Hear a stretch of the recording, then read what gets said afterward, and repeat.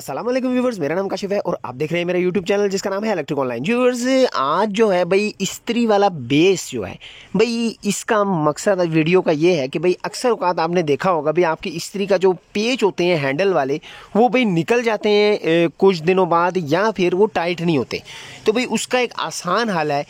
आपके पास ये देखें भाई, मैंने एक मूस है मेरे पास, इसको मूस कहते हैं, चूड़ी निकालने वाला होता है ये।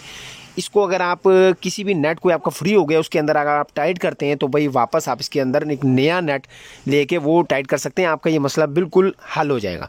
तो भाई उसका हल क्या है, ये देखें भाई, ये भी एक इस्त्री का आई हुई थी, इसके भी हैंडल के जो पेच हैं वो बार बार निकल जाते थे, इसको टाइट करते थे निकल जाते थे। तो भाई इसका हल आखिरी यही है, इसके अंदर आप मूस फेर कर इसको नया नेट लगा लें तो भाई हमेशा के लिए ये मसला हल हो जाएगा। तो इसका फेरने का आसान हल है, ये देखें भाई, ये एक पेच की तरह होता है, नेट की तरह होता है मूस। ये भी मैंने इसके अंदर फेरा है और इसके अंदर जो बिल्कुल चूड़ियाँ, ताज़ी चूड़ियाँ निकल आई हैं, ये अभी मैं आपको दिखाता भी हूँ।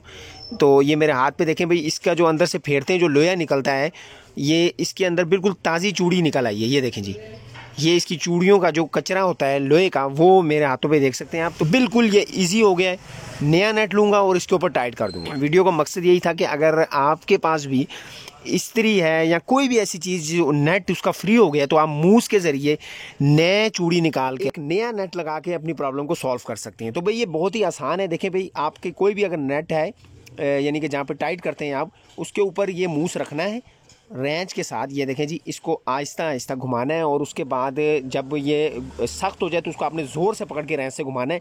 तो अंदर वाली जो चूड़ी होगी वो नई निकल आएगी और उसके जो जर्रे होंगे, जो कचरा होगा, वो बाहर निकल आएगा, जो कि मैंने अभी आपको दिखाया भी था। वीडियो पसंद आई तो लाइक ज़रूर कीजिएगा, चैनल पर चैनल को सब्सक्राइब करना ना भूलिएगा। दुआ में याद रखिएगा। अल्लाह हाफिज़।